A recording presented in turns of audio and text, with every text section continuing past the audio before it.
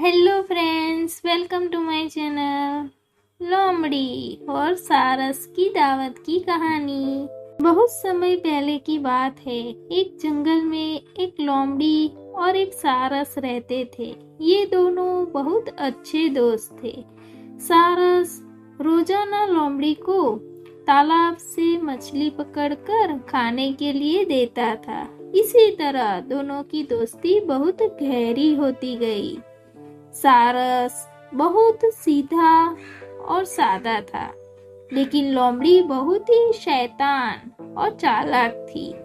वही हमेशा दूसरों को परेशान किया करती थी। उसे दूसरों का अपमान करके मजाक उड़ाने में बहुत मजा आता था। एक दिन उसने सोचा कि क्यों न एक बार सारस का भी अपमान किया जाए और उसका मजाक उड़ाया जाए। ऐसा सोचकर उसने सारस को दावत पर बुलाया। उसने जानबूझकर एक प्लेट में सूप परोसा। उसे पता था कि सारस प्लेट में से सूप को नहीं पी सकता।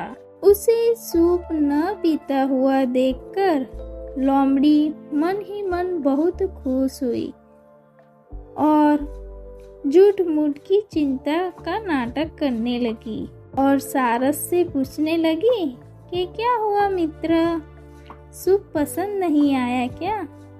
सारस बोला, नहीं मित्र, यह तो बहुत स्वादिष्ट है। सारस ने अब देखा कि सूप प्लेट में परोसा गया है और लोमड़ी जानबूझकर उसे सवाल कर रही है, तो वह सब समझ गया लेकिन कुछ नहीं बोला। उस दिन सारस को अपमान सहने के साथ ही भूखा भी जाना पड़ा, लेकिन जाते जाते सारस ने भी उसे अपने घर दावत में बुलाया और लोमड़ी दूसरे ही दिन सारस के घर दावत पर पहुंच गई। सारस ने भी दावत में सूप बनाया था और लोमड़ी के साथ लंबी चोंच वाले अन्य पक्षियों को भी बुलाया था। सारस ने सूप को सुराही में परोसा। सुराही का मुंह इतना छोटा था कि उसमें बस चोंच ही अंदर जा सकती थी। लोमड़ी पूरा टाइम सुराही और अन्य पक्षियों को सूप पीते देखते रह गई। इसी बीच सारस ने पूछा कि क्या हुआ मित्र, सूप अच्छा नहीं लगा क्या? लोमड़ी को अचानक अपने शब्द याद आ गए। सभी बोले कि सूप बहुत स्वादिष्ट है। लोमड़ी को भी सभी पक्षियों की बातों में हाँ मिलाई। यह सब देखकर लोमड़ी अपने आप में बहुत अपमानजनक महसूस करने लगी, लेकिन कुछ कह नहीं सकी। कहानी की सीख। फ्रेंड्स, हमें इस कहानी से यह सीख मिलती है कि हमें कभी भी किसी का अपमान नहीं करना चाहिए।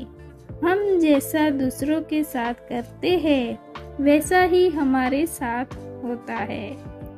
ये कहानी आपको कैसी लगी? अच्छी लगी हो तो कमेंट बॉक्स में ज़रूर शेयर कीजिए और मेरी चैनल को लाइक शेयर सब्सक्राइब करना मत भूलिए।